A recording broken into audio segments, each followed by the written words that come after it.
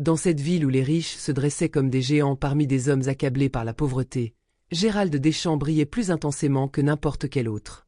Il était la quintessence de la réussite, un homme qui, par son flair pour les affaires et ses investissements risqués, avait amassé une fortune colossale dans l'immobilier. Derrière son sourire magnétique et son costume impeccable, il cachait un esprit calculateur, un homme pour qui la richesse et le pouvoir n'étaient pas simplement des symboles, mais des outils nécessaires pour maintenir l'ordre qu'il jugeait juste. Un monde où les élites restent au sommet et les petits sont relégués à l'ombre. Gérald n'était pas un homme de compromis. Il avait grandi dans un milieu où l'argent était roi et où la dignité était une denrée rare parmi les plus pauvres. Son père, un homme d'affaires respecté mais inflexible, lui avait inculqué dès son plus jeune âge qu'il devait toujours se tenir au-dessus de ceux qui n'avaient pas sa chance. Et pour Gérald, ceux qui n'avaient pas sa chance incluaient tous ceux qu'il considérait comme inférieurs, les pauvres, les marginaux, et surtout les noirs. Leur couleur de peau représentait, à ses yeux, une époque révolue qu'il avait choisi de rejeter, un passé qu'il préférait ne pas voir. La ville elle-même semblait être une ville à deux visages, un microcosme de la division sociale extrême qui définissait le pays. D'un côté, les gratte-ciels imposants s'élevaient vers le ciel, des tours de verre et d'acier scintillantes sous le soleil de midi. Des hôtels de luxe, des boutiques chères, des restaurants raffinés. Tout y était pensé pour rappeler à ceux qui s'y aventuraient qu'ils faisaient partie d'un monde réservé, un monde que peu de gens avaient accès à. Ces quartiers étaient le domaine de Gérald, l'endroit où ses affaires prospéraient et où il se déplaçait comme un roi sur son trône, entouré de sa garde d'acier, ses avocats, ses agents immobiliers, ses partenaires financiers. De l'autre côté de la ville, presque à l'opposé géographique et social, se trouvaient les quartiers populaires, là où la misère était palpable dans chaque ruelle et chaque visière de fenêtre. Les murs des maisons étaient délavés, les toits souvent troués, et la terre semblait accrochée à chaque surface. Les rues étaient encombrées de vie, mais une vie qui luttait. Les enfants, dénués de chaussures, couraient pieds nus parmi les déchets, et les rires étaient souvent les seuls signes de joie dans un décor autrement dépourvu de lumière. C'est dans ce quartier, au fond de cette vallée enclavée entre des montagnes d'indifférence, qu'Amina vivait avec son père, Moussa. Amina, une jeune fille noire de 16 ans, avait grandi dans une maison modeste mais remplie de rêves. Ses parents avaient sacrifié tout ce qu'ils possédaient pour l'élever avec dignité. Moussa, un homme pieux et travailleur, passait ses journées à réparer des moteurs dans un petit atelier qu'il gérait. Il n'était pas riche, mais il avait une richesse intérieure que beaucoup des hommes qu'il connaissait n'avaient pas, une intégrité inébranlable. Moussa avait toujours rêvé pour sa fille une vie meilleure, une vie qui la libérerait de l'ombre de la pauvreté. Il savait que la seule chose qu'il pouvait lui offrir en héritage, c'était une éducation. Alors, il avait sacrifié ses rêves personnels, passant des nuits blanches à travailler, mangeant peu pour pouvoir envoyer Amina dans une école privée, loin des écoles sous-financées du quartier. Il se levait tôt chaque matin pour la préparer, lui répétant sans cesse « Fais de ton mieux, ma fille, et n'oublie jamais que ton avenir est dans tes mains. » Amina, bien que jeune, était plus sage que son âge ne l'indiquait. Elle avait appris tôt à observer le monde qui l'entourait avec une calme intensité, une capacité à comprendre les choses sans se laisser emporter par les émotions. Contrairement à d'autres enfants de son âge, elle n'avait jamais rêvé d'un prince charmant ou d'une vie d'opulence. Son rêve était plus grand, plus noble, devenir médecin, aider sa communauté, soigner les corps et les âmes des gens qui l'entouraient. Elle savait que la route serait semée d'embûches, mais elle était prête à la parcourir. La vie dans le quartier était dure, les occasions rares, mais elle gardait la lumière dans ses yeux. Elle n'avait pas le choix, car tout ce qu'elle avait, c'était ce rêve.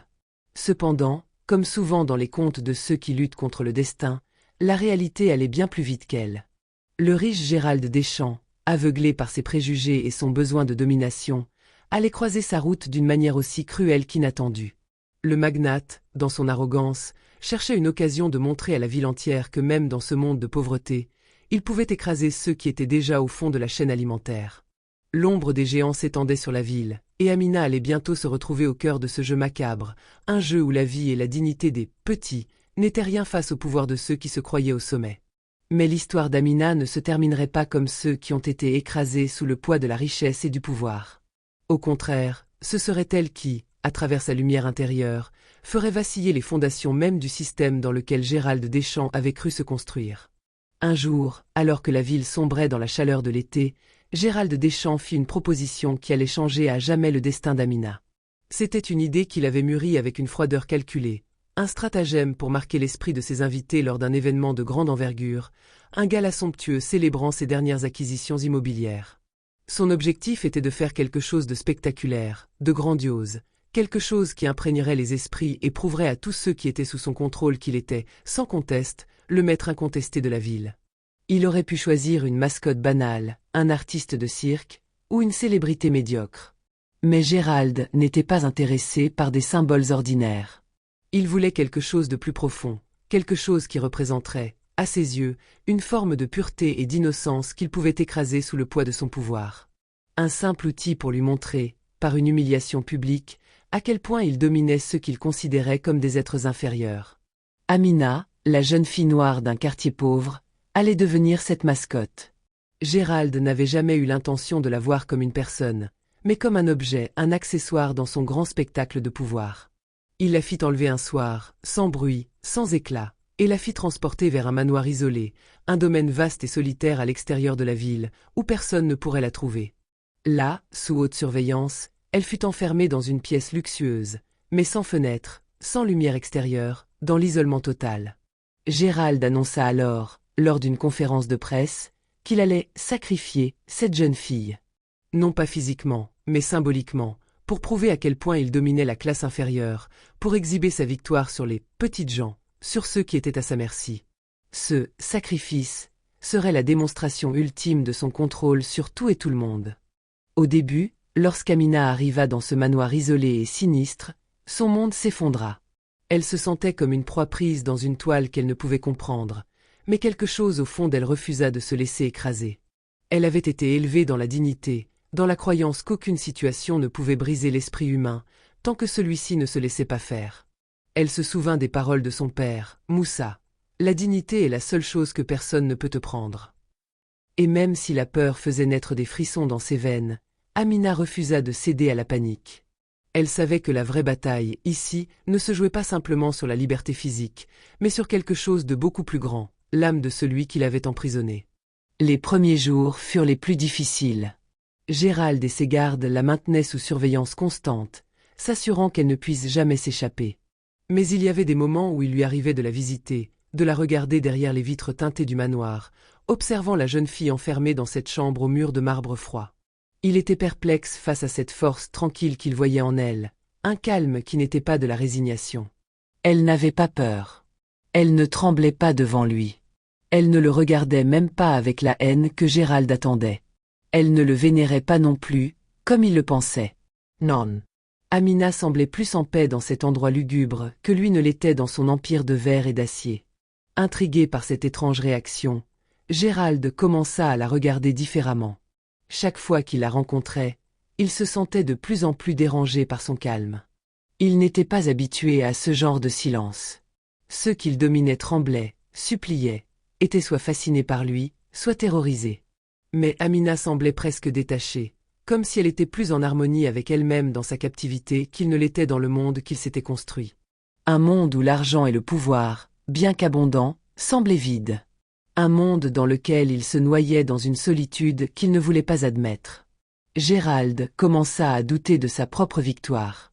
Il l'observait de plus en plus, devenant conscient du décalage entre ce qu'il avait prévu et la réalité qui se déroulait devant lui. Ce qu'il avait perçu comme un simple sacrifice devenait, pour lui, une confrontation silencieuse, une question qui le hantait. Qui était vraiment celui qui dominait l'autre?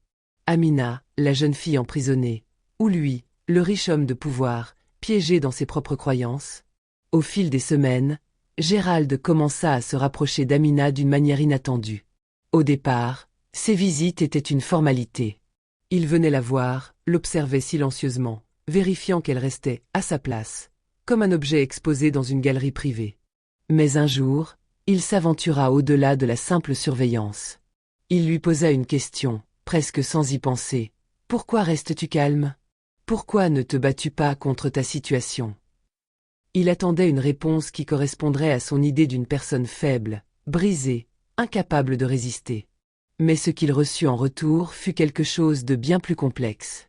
Amina, avec la sérénité qui la caractérisait, commença à parler de sa famille, de son père Moussa, un homme simple mais rempli de sagesse, qui lui avait appris que l'on pouvait toujours garder son intégrité, même dans les moments les plus sombres. Elle lui parla aussi de son rêve de devenir médecin, non pas pour la gloire ou la richesse, mais pour pouvoir soigner ceux qui, comme sa famille, n'avaient jamais accès aux soins de qualité. « Je veux donner aux autres ce que la vie ne m'a pas donné, Gérald, lui dit-elle doucement. Je veux aider ceux qui souffrent sans espoir. » Il n'avait pas compris, au début, pourquoi Amina, une jeune fille noire d'un quartier pauvre, persistait à nourrir de tels rêves face à une réalité aussi implacable. Pourquoi ne se résignait-elle pas à accepter son sort comme un fait inévitable? Elle lui expliqua aussi les injustices auxquelles elle était confrontée chaque jour, ses micro-agressions, ses regards méprisants, et parfois même des humiliations explicites, simplement en raison de sa couleur de peau. « Les gens comme moi sont toujours jugés avant même de pouvoir prouver quoi que ce soit, dit-elle. Mais je refuse d'être définie par les autres. Je veux définir ma propre existence, même si je dois lutter pour chaque pas. » Gérald, d'abord indifférent à ces mots, sentit une étrange agitation naître en lui. Il n'était pas habitué à ce genre de discours, pas dans son monde où la force était mesurée par la richesse, où les faibles se résignaient. Il s'était construit une image nette des faibles et des inférieurs, et Amina ne correspondait pas à ce profil. Elle ne le suppliait pas pour sa liberté, ni ne se soumettait à son pouvoir. Au contraire, elle lui offrait un regard direct, un regard de défi tranquille, mais sans violence. C'était cette dignité, cette résistance silencieuse, qui le perturbait profondément. Gérald ressentait un malaise croissant chaque fois qu'il croisait ses yeux, comme si elle le voyait non pas comme un maître, mais comme un homme vulnérable, coincé dans ses propres illusions. Un soir, après un dîner où l'inconfort semblait avoir atteint son apogée, Gérald se sentit particulièrement perturbé. Ils étaient seuls dans la grande salle à manger du manoir. Amina était calme, son regard concentré sur lui, comme si elle sondait chaque parcelle de son âme. Gérald, d'habitude si maître de lui-même, se sentit déstabilisé.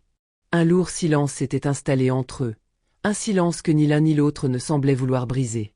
Mais au fond de lui, Gérald ne pouvait échapper à l'écho de ses propres pensées. Une remise en question s'était introduite, silencieuse mais persistante. Il se leva brusquement, perturbé par ce qu'il ressentait. L'inquiétude qu'il avait tenté de repousser refit surface. L'idée de garder Amina dans cet endroit sinistre, de continuer à la traiter comme un objet, ne suffisait plus. Il lui fallait plus. Il ressentait une envie irrationnelle, un besoin primal de contrôler et d'humilier davantage, de lui imposer sa domination non pas par des chaînes physiques, mais par des rituels cruels, symboliques, destinés à briser son âme. Il se persuada qu'il devait sacrifier son esprit, que c'était la seule façon d'avoir un contrôle total sur elle, de prouver définitivement sa supériorité.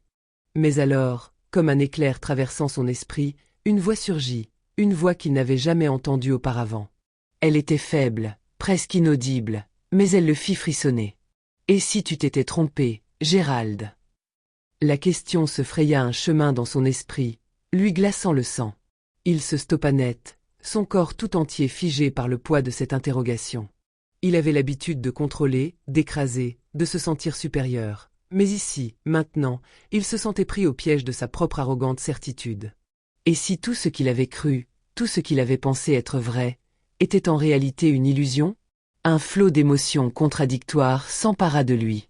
Les fondations de sa vision du monde vacillèrent. Amina, cette jeune fille noire, n'était pas une victime démunie comme il l'avait cru. Elle était une personne libre, libre de son esprit, de ses rêves, de ses idéaux. Et lui, Gérald, enfermé dans sa tour d'ivoire, tout puissant dans le monde matériel, était peut-être celui qui était réellement captif. Il avait bâti sa vie sur des mensonges, sur la croyance qu'il pouvait contrôler les autres grâce à son argent, à son pouvoir. Mais Amina, avec sa dignité, avec sa force tranquille, lui montrait qu'il y avait des choses que l'argent ne pouvait acheter, des choses que le pouvoir ne pouvait dominer. Les jours passaient, et Gérald, dans sa quête de pouvoir absolu, continuait de croire qu'il avait tout sous contrôle. Il était proche de son objectif, faire d'Amina un simple instrument dans le grand jeu de sa domination. Mais ce jour-là, alors qu'il se préparait à mettre son plan en action, quelque chose d'imprévu se produisit. Une force qu'il n'avait pas anticipée s'immisça dans le tableau qu'il avait minutieusement construit. L'affaire d'Amina commença à faire des vagues, comme une onde de choc. Ses proches, notamment son père Moussa, un homme de principe et de résistance, s'était lancé dans une lutte farouche pour la retrouver. Grâce à son réseau de contacts et à la détermination de ses alliés, Moussa parvint à recueillir suffisamment de preuves pour que l'affaire d'Amina devienne une affaire publique. Ce n'était plus un secret, mais un sujet brûlant pour les médias, et la police, sous la pression croissante de l'opinion publique, fut forcée d'agir. Les journaux se firent l'écho de la disparition d'Amina, et les premières manifestations de soutien commencèrent à fleurir dans les rues. Les réseaux sociaux se mirent en effervescence, appelant à la libération d'Amina, à la dénonciation des injustices et des abus commis par Gérald. Le peuple, souvent silencieux et résigné face aux injustices du système, avait trouvé une voie. Chaque jour qui passait augmentait la pression sur Gérald, et il sentit, pour la première fois, la chaleur de la menace qui pesait sur lui. Ces manœuvres de domination semblaient perdre de leur pouvoir face à l'indignation collective. Mais ce fut lors du grand gala organisé par Gérald, un événement destiné à renforcer son image et son pouvoir, que le véritable tournant se produisit.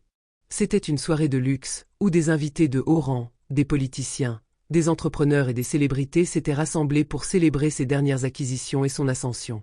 Au milieu des éclats de verre, des rires forcés et des sourires figés, Amina fit son apparition, bien que sous haute surveillance. Son calme étrange semblait déstabiliser ceux qui l'entouraient. Puis, dans un silence presque religieux, elle se leva. La pièce entière s'arrêta, les conversations moururent, et tous les regards se tournèrent vers elle. C'était le moment où Gérald pensait qu'il l'avait réduite à un simple pion dans son jeu. Mais Amina, avec une grâce indomptable, prit la parole. Sa voix, claire et forte, résonna dans la grande salle comme un éclair frappant une montagne. Il est temps que vous sachiez que la vraie prison est celle de vos croyances, de vos préjugés. Si vous ne me libérez pas, vous vous condamnez vous-même à vivre dans l'ombre de vos erreurs. Les mots tombèrent, lourds de sens, frappant chaque âme présente dans la pièce. Il n'y avait pas de tremblement dans sa voix, seulement une conviction solide, comme si elle avait été forgée dans les pires tempêtes. Les invités, d'abord choqués et déstabilisés, restèrent figés. Aucun d'entre eux ne savait comment réagir, pris entre leur désir de soutenir un homme puissant et l'évidence d'un discours qui allait bien au-delà de cette soirée mondaine. Gérald, quant à lui, fut paralysé par une vague de confusion. Le regard d'Amina, pourtant si calme, semblait scruter ses entrailles, comme si elle percevait chacune de ses failles, chaque mensonge qu'il s'était raconté à lui-même. Il s'attendait à une réaction plus conventionnelle, à la soumission, à la peur. Mais Amina ne se pliait pas. Elle ne demandait ni clémence, ni pitié. Elle énonçait une vérité que Gérald, dans son arrogance, n'avait jamais voulu affronter. L'empire qu'il avait construit sur des siècles de domination et de préjugés n'était qu'un château de cartes, prêt à s'effondrer dès qu'il serait mis face à la réalité. À cet instant précis, Gérald comprit quelque chose de fondamental. Tout ce qu'il croyait savoir sur le pouvoir et la domination était une illusion. Il pensait que l'argent et la terreur lui permettaient de contrôler les vies, mais il n'avait pas compris que les esprits ne se soumettent pas si facilement. Amina, par sa simple présence, avait brisé le miroir dans lequel il se contemplait, et il était désormais confronté à une question qui allait changer sa vie à jamais. Le regard d'Amina n'était pas celui de quelqu'un qui attendait la rédemption d'un homme déjà perdu. Non, elle lui offrait la possibilité de comprendre, de se confronter à sa propre faiblesse. Ce regard était celui d'une personne qui savait que le véritable pouvoir réside dans la capacité à être libre, dans l'intégrité de son âme, et dans la force de ses convictions. C'était un pouvoir que Gérald ne pouvait pas saisir, car il n'avait jamais cherché à comprendre ce qui rendait une personne véritablement libre. Le lendemain de cet événement, la pression monta d'un cran. Les médias s'emballèrent, et les manifestants se rassemblèrent en nombre. Gérald n'eut d'autre choix que d'affronter les conséquences de ses actions. Il fut contraint de rendre des comptes. Une enquête formelle fut ouverte, et le procès public de Gérald devint un spectacle inattendu, où la vérité de ses actes, ses abus de pouvoir et ses manipulations furent exposés au grand jour. Amina, désormais un symbole de résistance, demanda justice non seulement pour elle, mais aussi pour toutes les victimes d'un système qu'il avait incarné. Elle parla de l'injustice systémique, des souffrances des innocents, et des chaînes invisibles qui lient ceux qui croient à l'inégalité.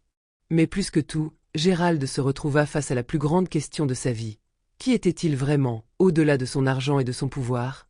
Était-il l'homme qu'il s'était efforcé d'être, ou était-il un homme fragile, rongé par ses propres illusions de grandeur? Et, dans cette lutte intérieure qui l'assaillait, une pensée le hantait. Était-il trop tard pour se racheter? La réponse à cette question allait sceller son destin.